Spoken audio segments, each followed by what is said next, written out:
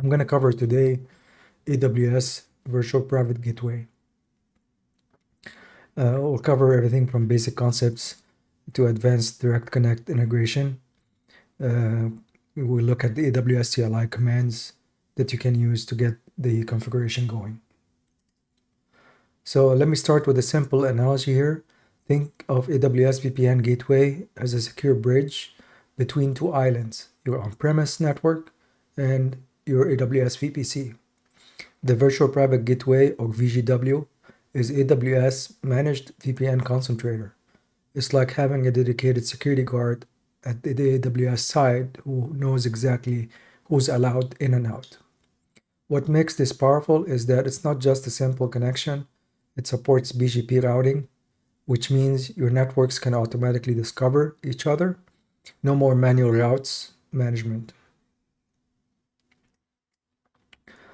Understanding the different VPN types is crucial for making the right architectural decision. AWS supports multiple VPN configuration, each optimized for a specific enterprise scenario. Side-to-side VPN is your classic corporate connection, perfect for connecting entire data centers to AWS. Client VPN is revolutionary for remote workforce scenario. Instead of complex VPN appliances, AWS manages everything. Transit Gateway VPN is the enterprise-grade solution. You have multiple VPCs across regions. One connection reaches everywhere. The key is choosing the right type based on your connectivity pattern. So here you connect entire corporate networks, data centers to branch offices. You have high performance up to 1.25 gigabits per tunnel, advanced BGP, cost effective, $36 per month plus 9 cents per gigabyte transfer. The client VPN, AWS client VPN, is secure remote access solution. It has native client for Windows, macOS, and iOS. Mutual TLS, SAML, Federation Active Directory, single console for user management. And then you have the Transit Gateway VPN, single connectivity point for multiple VPCs, multiple route tables, traffic segmentation, and granular routing policies. Support up to 5,000 VPCs and 10,000 routes. Transit Gateway VPN enables a hub and spoke model where a single VPC connection can reach multiple VPCs across regions. Perfect for multi-VPC architecture, network segmentation, development, and staging and production isolation, complex routing, and global organization. Comparison matrix, side-to-side VPN, data center connectivity, client VPN, remote access. Transit Gateway is multiple VPC hub architecture. Let's break down the essential components you'll be working with. The Virtual Private Gateway sits inside AWS and acts as your VPN endpoint. It's highly available by design across multiple availability zones. AWS manages all the redundancy, patching, and scaling for you. The Customer Gateway is your blueprint in AWS that represents your on-premise VPN device. This could be Cisco ASA, Juniper, pfSense box, or even a software router. Here is what most people miss. Every VPN connection gives you 2 tunnels automatically. This isn't just a redundancy, it's active-active failover with BGP load balancing. The route tables are where the magic happens. This is how AWS knows to send traffic distant for your corporate network. So here you see the Virtual Private Gateway. This is the AWS managed endpoint with multiple availability zone redundancy, automatic failover, and enterprise-grade performance monitoring, highly available across multiple AZs, automatic scaling and load balancing, built-in DDoS protection. Customer Gateway is your configuration for your specifying the VPN device you have on your side. It's device agnostic configuration, BGP, ASN, and IP address definition, uh, certificate-based authentication support as well, multiple device type template. VPN connection contains two independent IPsec tunnels with unique endpoint security parameters and BGP session. Dual tunnel redundancy gives you active-active, independent crypto parameters, separate BGP session per tunnel, and customizable tunnel options. Route tables, intelligent traffic with static route and dynamic BGP propagation, um, automatic route propagation, route priority management. So here we look at the enterprise VPN. You have AWS region with the VPC. The VPC route table is 10.0/16, and then you have the VPN, the Virtual Private Gateway, and that's the connection, VPN connection, two tunnels, and then we specify your customer gateway, which is basically your enterprise router, and basically the AWS AS BGP use AS numbers for connectivity. Redundancy always configure both tunnels. Single tunnel is critical failure point. Implement comprehensive monitoring with CloudWatch and SNMP. Regular failover testing ensures reliability when you need it. Maintain detailed network diagrams and run book procedures. Common pitfalls: configuring only one tunnel creates an unnecessary risk. IP address conflicts between VPCs and on-premise network. Forgetting to update security groups for hybrid connectivity, and insufficient visibility into tunnel health and performance. Proper network planning prevents 90% of implementation problems and virtually all post-deployment headaches. IP address overlap is the number one cause VPN failure and connectivity issues. Your VPC CIDR block cannot overlap with your on-premise network. Plan this carefully, but from the beginning, and document everything. BGP ASN selection requires strategic thinking. Use private ASN 65,000 to 65,534 unless you have specific business needs for public ASN. Security group planning is often overlooked until too late. Remember, just because you can reach AWS doesn't mean your application can communicate. Plan your security groups, network access control list, and firewall rules as part of your initial design. Bandwidth requirement drive technology sources and cost implications. If you're moving less than 1 terabyte monthly, VPN is usually sufficient. More than that, consider direct connect for better performance. Capacity planning, enterprise architecture pattern, security zone architecture, DMZ for public facing services or API, transit zone for interconnect communication. So VPN only, cost optimal, if it's less than 1 terabyte per month. Direct connect only, it's overly expensive. Hybrid VPN plus direct connect, over engineered. VPN only, recommendation VPN only. So data transfer less than 1 terabyte per month. VPN only, internet variable, because its traffic is going over the internet. It gives you 3 nines availability. Quick deployment. Direct connect only, you have single path risk, weeks to month for provisioning. Higher fixed cost. Having both is basically the recommendation if you move in more than 1 terabyte per month of data. And VPN cost analysis, $36 per month per connection and 9 cents per gigabyte outbound. Always cost effective for under 1 terabyte.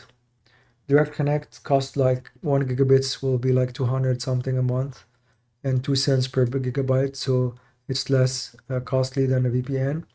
So the break even is 1 terabyte transfer. Now let's take a look at the complete architecture. This diagram shows exactly how traffic flows in a production environment with all the nuances that matter. Notice how the VGW connects to multiple subnets across availability zones.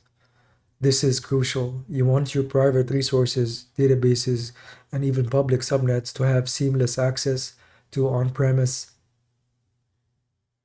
systems without complex routing.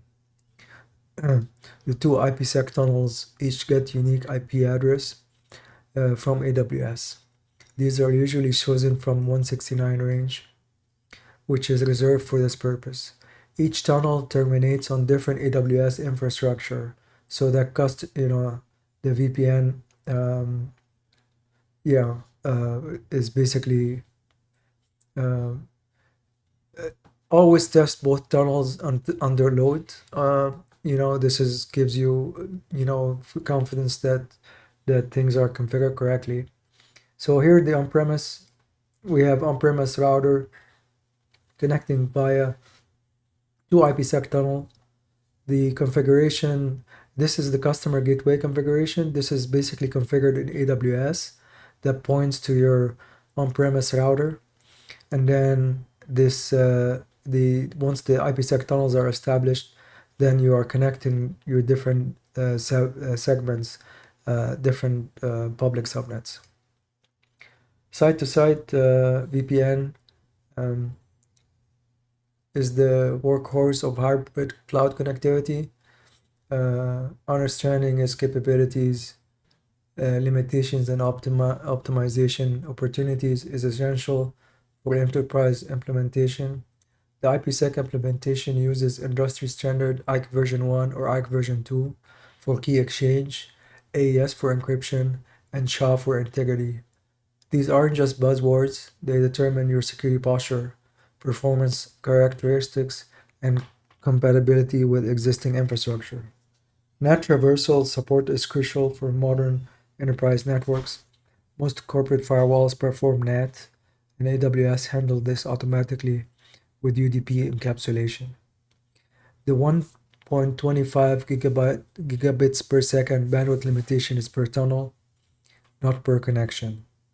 With two tunnels and proper BGP configuration, you can achieve 2.5 gigabits aggregate throughput. Dead peer detection ensures the rapid failover detection with 10-second interval and 3 retries. You get sub-minute failover times. So here, the advanced IPsec implementation, NAT traversal, dead peer detection, BGP routing. You can configure static routes, but BGP routing is probably preferred. Enterprise redundancy option, dual tunnel, active by default. And this is detailed IPsec implementation. You have IKE phase 1, which basically does the negotiation between the two VPN endpoints and support, basically initiates the connection between the two VPN gateways, and then it creates kind of a shared secret that can be used to encrypt phase 2 traffic, which is basically where the bulk encryption is happening. Enterprise optimization strategy. Use VPN-capable routers with dedicated crypto processor, like a Fortinet, for example, is a good choice. It has its crypto processor. Tunnel bonding. Configure both tunnels for active-active. Prioritize critical business traffic over VPN tunnels. Continuous tracking of latency, jitter, and packet loss. This is where things get really interesting for enterprise deployment. Direct Connect with VPN backup is the gold standard solution. The Direct Connect gateway acts as a central routing hub. Instead of each VPC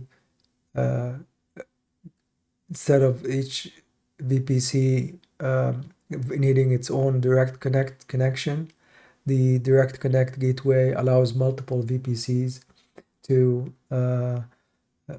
share a single connection through the gateway. This dramatically reduces costs.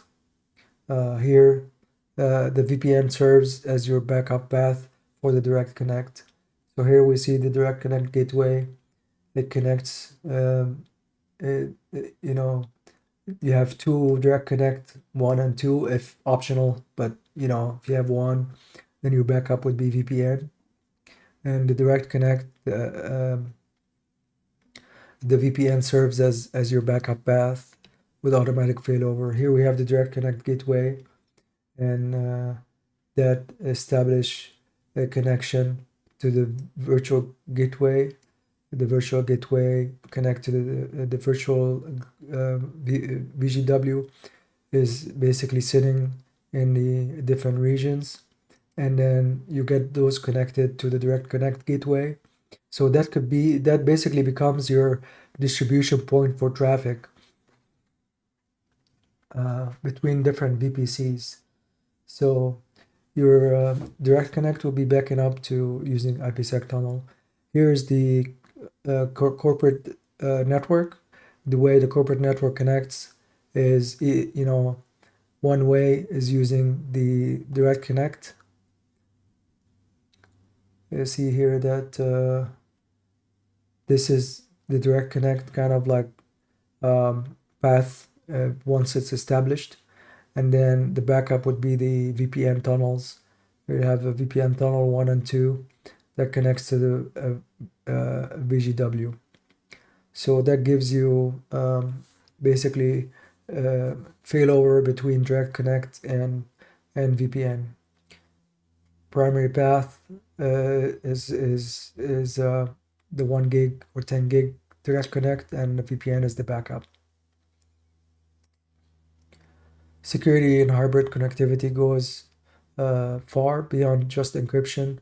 You're creating pathways between your most sensitive environment, so every security control and monitoring capability matters. IPsec encryption strength is configurable, and I recommend AWS 256 with SHA-256. BGP authentication prevents route hijacking attacks and unauthorized route advertisement. Always use MD5 authentication key on BGP session.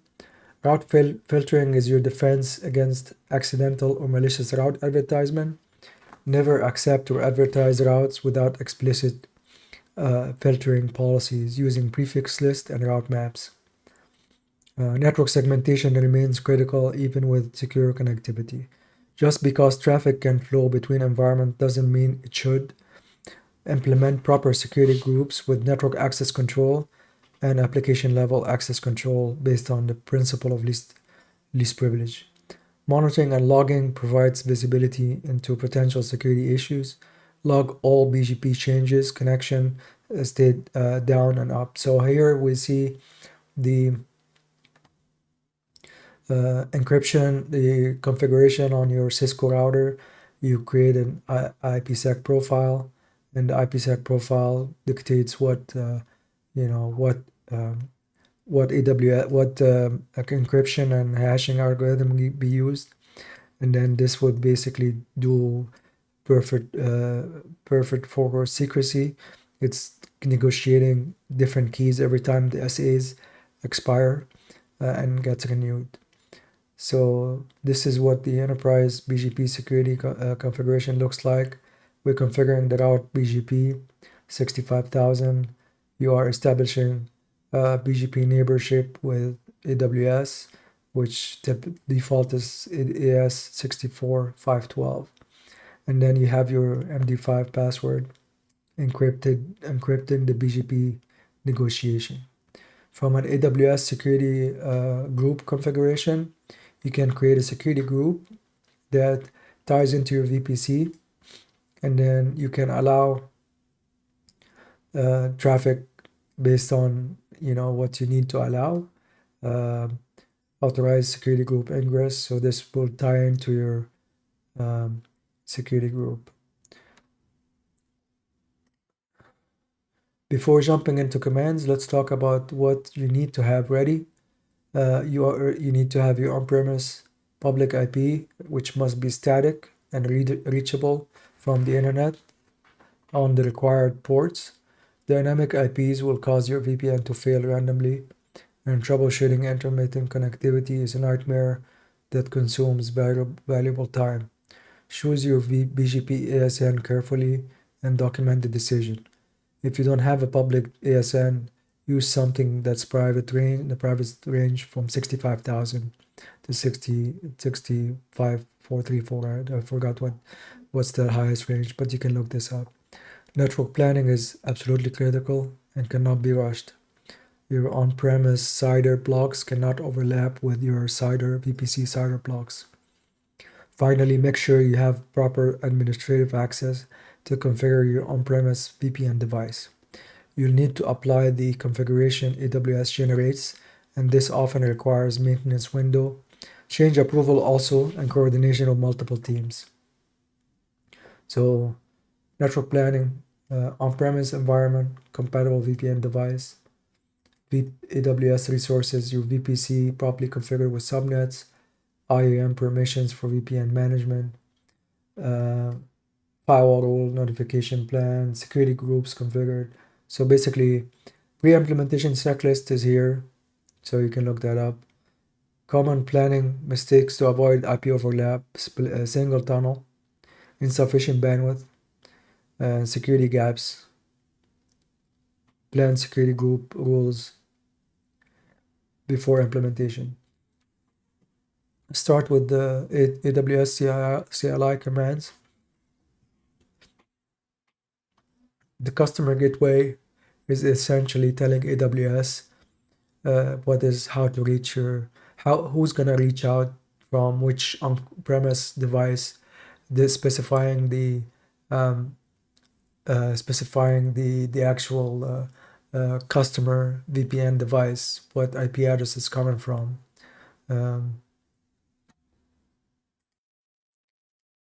Here, the type is IPsec1. Don't confuse this with version 1 or version 2. Both are supported. And then you specify the public IP of your router, which ASN number, device name if you want to have this configuration, and then you specify. So here you specify multiple tags for documentation purposes. The expected output is the customer gateway ID that will be used in future steps. This is your customer gateway information. For type is VPN IPsec 1. This means version 1 or version 2. It supports both. That's kind of I wish they used something different. But here the public IP is your public IP of your router, the AS number that your router will use. Now the default AS number for AWS is 64512. So verify the public IP, check ASN uniqueness, and document the configuration. Multiple customer gateway create redundant customer gateway for different ISPs. So you can have, basically, it would be 2 tunnels per ISP, so it's 4 tunnels total. Step 2, create the virtual private gateway. Now we create the AWS side of our VPN connection. The virtual private gateway is where AWS terminates your VPN tunnels and handles all the complex routing and failover logic. The Amazon side ASN number, ASN parameter defines AWS BGP ASN. It typically uses 64512, which is the AWS default.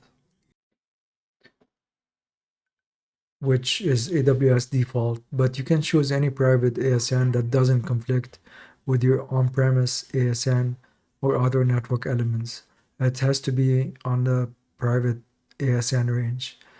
The VGW starts in pending state when you configure it, and then it moves into available state after a little bit of time. The VGW is region specific but can be attached to any VPC in that region. This gives you flexibility to move it between VPCs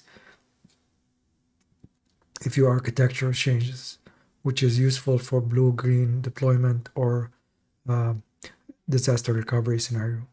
Once created, the VGW gets a unique identifier uh, and gets a unique identifier, and then keep this handy so that you can use it in the future steps.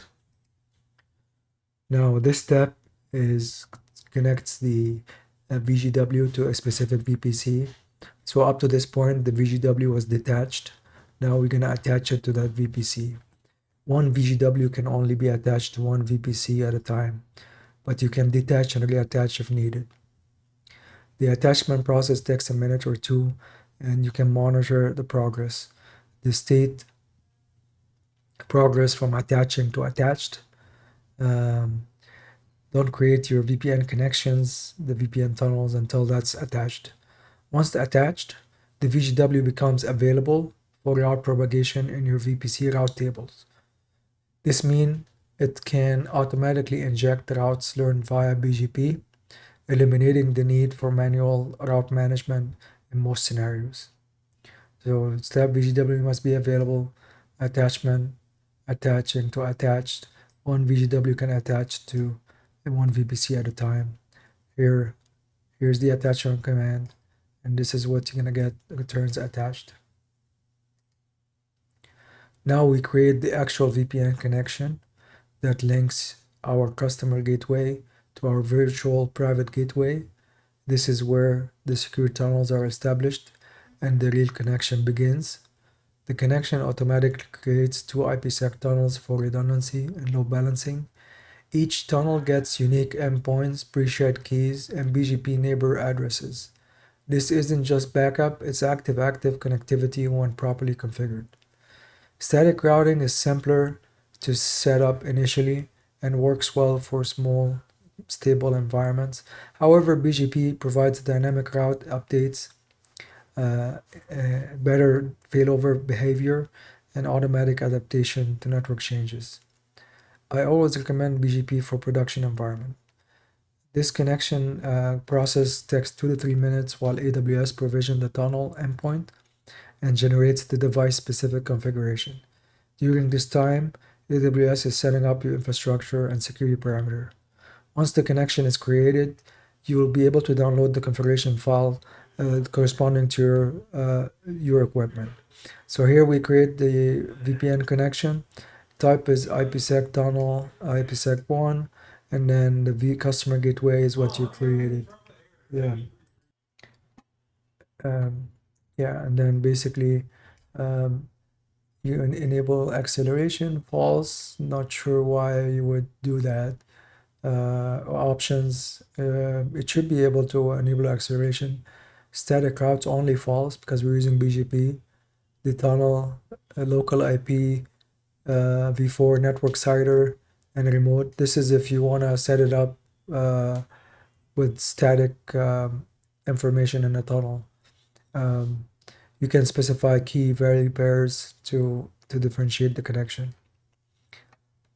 Now, once that's done, this is where you're gonna basically generate device-specific configuration that includes all the technical details for your IPsec tunnel, and understanding this configuration is crucial for successful implementation. The configuration contains pre-shared keys, inside tunnel IP addresses, outside tunnel IP addresses, and BGP neighbor settings. Each tunnel gets completely different parameters for true redundancy and security isolation. Look for the configuration, something like this. The BGP ASN number shows exactly how AWS expect that connection to come from. IPsec tunnel 1, here you get the different IPsec tunnel 1 and tunnel 2. This is in the configuration that you apply in your router. The tunnel interface will get an IP address in the 169 address. And then you have your information for the pre-shared key. And then here's the IPsec phase 2. So here's IPsec tunnel, phase 1, IPsec phase 2, and then the BGP configuration. your router basically connect to AWS VPN endpoint and then tunnel interface. You can create tunnel 2 as well with the same parameter that you're going to download from AWS. So BGP is really needed for redundancy and high availability. It's about intelligent path selection. Your router will peer with two different AWS BGP speakers, one per tunnel. Each speaker advertises the same VPC prefixes, but with different BGP attributes for load balancing and traffic engineering.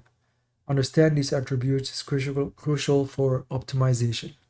AWS typically sets the MED multi-exit discriminator values to prefer one tunnel over the other for outbound traffic from AWS. For inbound traffic to AWS, you control the preference through your router advertisement and local preference settings. So one side is MED, that's basically AWS sends, and then you can influence by providing a local preference. Implement comprehensive route filtering on both inbound and outbound direction. Use prefix lists to control which networks are advertised to AWS, which AWS networks you'll accept. This prevents route leaks and provides security control. The BGP timers are set up 10-second keep alive to 30-second hold time. This provides fast conversions. So this is the customer premise side of the configuration, and this is what BGP will look like. Once BGP is established, AWS, you will advertise to AWS your route, your networks, and then basically AWS will advertise, the first tunnel with med 100, second with med 200. So basically the med is specifying to AWS is specifying it's AWS is specifying to you which is preferred, which is not preferred, or which first and which second. So AWS is letting you know that first tunnel is lower med than the second tunnel. So this will get advertised to your router, and your router will know that it prefers the med with lowest number. So it's gonna prefer this network IPsec tunnel versus the other. So this is how you can basically send the traffic over to different tunnels, and then keep the interfaces basically with priorities of 1, 2, 3, and 4. Route propagation is where many implementation goes wrong because the interaction between static routes, propagated routes, and route priorities is complex and often misunderstood. When you enable route propagation, AWS automatically adds routes learned via BGP to your specific route tables. Route propagation is where many implementation go wrong because the interaction between static routes, propagated routes, and route priorities is complex and often misunderstood. When you enable route propagation, AWS automatically adds routes learned via BGP to your specified route tables. These show up with origin enable VGW route propagation in the AWS console and have specific priorities characteristics. The propagated routes have a priority of 100, which beats most manually created routes, but loses to more traffic-specific routes. This means that a /24 manually created route will override a /16 propagated route, which is standard type routing configuration. Everybody would know it. Situations where you have overlapping routes might cause issues, is unexpected issues for you if you do the implementation. The most specific route wins, then local routes in AWS, which basically is your VPC here. your VPC IP subnet, supernet, and then static routes, and then propagated routes. So propagate static routes will basically uh, take precedence over propagated route, and which is standard in all the routing equipment that you have the same standard across the board. So here's an EC2 instance, 10.0.1.100. Destination is the your destination. The route table here has the destination 192.168.1.0/24 goes to the virtual gateway. So the route would have this information about your network. Static, if you have the static route here, and the propagated route would show up. The static would take over because it's more specific. Direct connect physical setup is where enterprise networking gets real. You're ordering actual fiber connections and coordinating with multiple parties, including carriers, co-location providers, and AWS. The cross-connect process is that was discussed, it's known. Um, so once you order the AWS Direct Connect from the commands, then basically what happens is AWS will send you a letter of authorization. The Cross Connect AWS provides you with a specific cage and port information where your carrier needs to install the Cross Connect. This requires precise coordination and documentation. I recommend ordering two diverse direct connect connections from different providers if possible.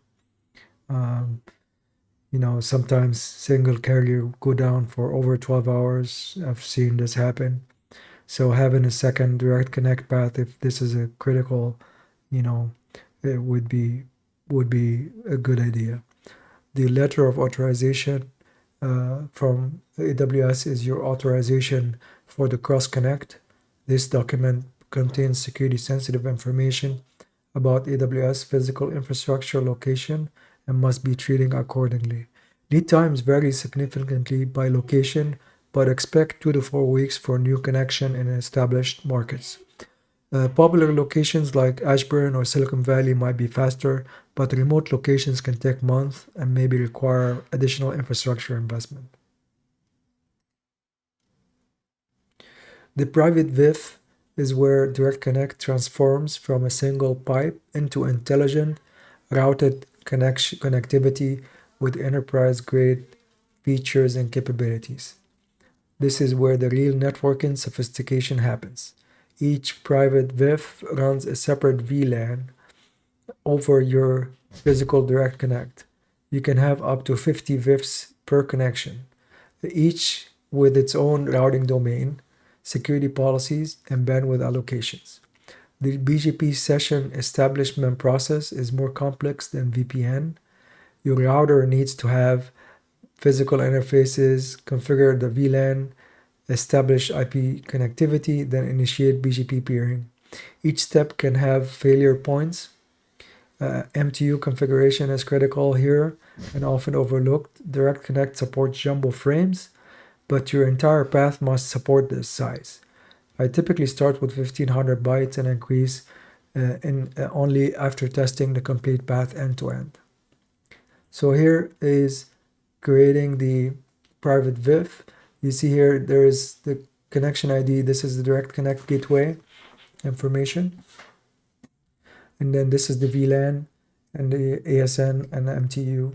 And once you create that, you can create multiple private VIFs for different networks and have basically multiple paths throughout AWS to terminate different production would be one VLAN, development should be another, and then maybe Q&A would be another. Um, um, so here's the actual what it looks like. The Direct Connect gateway is AWS most underutilized network feature. It's essential. It's essentially a massive BGP route reflector that enables incredibly sophisticated routing architecture and cost optimization. Cross-region connectivity through Direct Connect gateway uses AWS backbone. So this means that your traffic from Virginia Direct Connect to a California VPC never touches the internet. It stays on AWS private fiber with predictable latency and performance. So the route advertisement controls are granular and powerful. You can specify exactly which prefixes each associated VPC can advertise, providing security and preventing route leaks between different environments. BGP communities are supported for advanced traffic engineering. You can tag routes with communities and use them in your own on-premise routing policies for sophisticated policies sophisticated traffic steering, load balancing, and failover. One direct connect gateway can support up to 10 VPC association and 20 private VIFs. For large enterprises, this means one gateway can serve hundreds of VPCs across multiple regions from a single direct connect location, dramatically reducing costs. So from the direct connect gateway, you have VGW, for example, here, primary VGW and secondary VGW, and those would allow you to utilize the private VIF. This is your router, direct connect connection, then private VIF terminates on a VLAN here. You can have multiple, like we mentioned, that you can have attached to multiple 10 VPCs, associated and 20 VIFs association. Cross-region routing via direct connect gateway. So here we see like 192.168.0.0/16.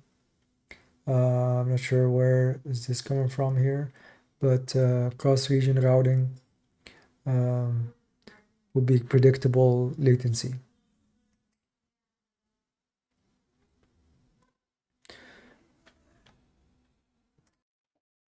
This is where network engineering expertise really shows. Proper BGP configuration and traffic engineering determine whether your hybrid cloud performs optimally or becomes a bottleneck. AS path prepending is useful for controlling inbound traffic patterns. If you want AWS to prefer one direct connect over another, prepend your ASN number multiple times. This gives you granular control over traffic flow. Local preference configuration on your side controls outbound traffic pattern. You set higher local preference values for direct connect routes over VPN routes to ensure proper failover behavior and optimal performance under normal condition. BGP route dampening should be configured carefully to balance stability with responsiveness. Too aggressive and you'll suppress legitimate route changes during maintenance. Too lenient and you'll propagate routing instability throughout your network.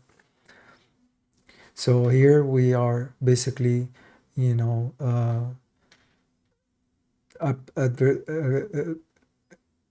establishing a neighbor relationship, and then we are specifying local preference in. So when AWS sends us we have a primary and a backup. So when we receive the route here, we are setting local preference 200 for the primary and local preference 100 for the secondary. This will basically force the traffic to go to the primary because it has higher local preference. So med lower number is preferred, local preference higher number is preferred. So this basically allows you to prefer the primary over the secondary. Testing failover scenarios is where most implementation falls short. You need to verify not just the failover works, but how long it takes, what the user experience is during transition, and perform controlled failover test during scheduled maintenance hour. Shut down the primary shut down the primary direct connect BGP session, and measure how long it takes for traffic to move to VPN backup. Um, Application level testing is crucial because different applications handle network interruption differently. Like, for example, database connections, streaming protocols, and long running transfers need special attention during failover. BGP conversions time depends on your timer settings and network topology. With default timers, expect 60 to 90 seconds for full BGP conversions. With tuned timers, you can reduce that down to 15 to 20 millisecond. Document your recovery time objective and recovery point objective for different failure scenarios. So here is the performance monitoring. We can basically describe the VPN connection, and then we said AWS Direct Connect describe virtual interfaces so that we can know which virtual interfaces are there. AWS Direct Connect describe virtual interfaces route, so we can see which routes are received from which VIF. And then the CloudWatch get metric statistics allows you to monitor, you know, um, here, for example, metric name is connection BPS egress, how much traffic is going egress. So you can have visibility into how much traffic and how long do you measure this every 300 seconds, 300 seconds. So CloudWatch is useful, and then SNMP monitoring is also for your existing router, and synthetic monitoring, end-to-end latency, packet loss. You can get those from I'm not sure if AWS provides that, but you can get this from your internal monitoring system. Production monitoring requires both AWS native tools and third-party network monitoring solutions. AWS gives you connection state and basic metrics, but you need deeper visibility for proactive management and troubleshooting. SNMP monitor of your on-premise router provides intelligent interface utilization, error rates, BGP session details, and performance metrics. Combine this with AWS CloudWatch for complete visibility across the entire hybrid connection path. Um, Set up synthetic transaction monitoring that continuously tests connectivity through both Direct Connect and VPN path. This catches routing issues, performance degradation, and configuration problems before they impact production traffic. Log correlation is essential for effective troubleshooting. When investigating connectivity issues, you need logs from your router, AWS VPC flow logs, and application logs with precise timestamps and correlation IDs. Capacity planning requires monitoring both bandwidth utilization and BGP route growth. So, testing in lab, parallel deployment in production. Here, for example, this is running a watch to see what exactly is the routes in the route table, the failover time. AWS describe routes, how long does it take for the route to show up, and yeah. VPN performance optimization requires understanding both AWS side limitations and your on-premise network capabilities, then systematically addressing each potential bottleneck. Each tunnel supports up to 1.25 gigabits throughput, giving you 2.5 gigabits aggregate with both tunnels active. However, reaching these limits require proper configuration, adequate on-premise hardware, and optimization of the entire path. MTU optimization is critical and often overlooked. AWS recommends 1436 bytes for VPN tunnels to account for IPsec overhead. Larger packets get fragmented, which impacts performance significantly and can cause unexpected application issues. TCP maximum segment size clamping should be configured on your router to prevent applications from generating oversized packets. Set it to 1396 bytes MTU minus TCP/IP header to ensure optimal performance for all applications. CPU utilization on your on-premise router often becomes the bottleneck before bandwidth limits. Hardware acceleration for IPsec operation can dynamically improve performance. Traffic engineering using BGP attributes allows you to control which tunnel carries which traffic, enabling load balancing and optimization for different application types. Troubleshooting, understanding VPN and direct connect costs in detail um, helps you make informed decision about hybrid connectivity investments and optimize your overall cost. VPN connections have fixed monthly cost plus data transfer for low volume. We talked about this. Um, the troubleshooting issues like BGP issues, no route, ASN mismatch, and verify BGP connectivity. Routes not propagating, check the route filters and BGP policies. High latency, maybe suboptimal routing is happening. Intermittent drops, connection times out, the MTU maybe is MTU issues or BGP is flapping. So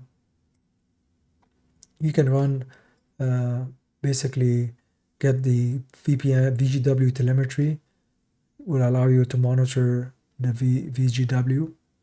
AWS Direct Connect describe virtual interfaces. You can see like how the BGP peers are seen on the interface. You can look at the route tables as well, and you can run your basic ping and trace route tests. Covered quite a bit here. Remember the key principle, always configure redundancy at multiple layers. Start with VPN for proof of concept and initial workload, then add direct connect for production workload. Um,